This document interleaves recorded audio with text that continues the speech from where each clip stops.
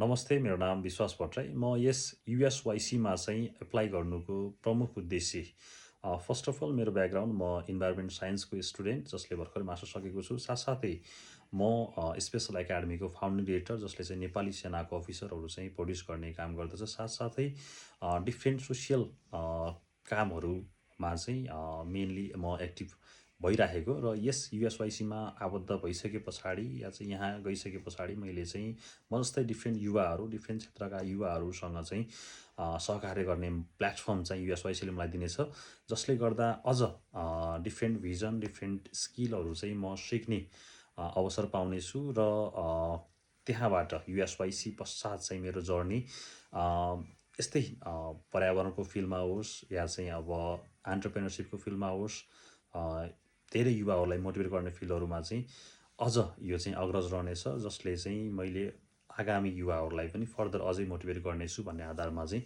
यस युएसवाइसीमा म जोइन गर्न चाहन्छु। Thank you.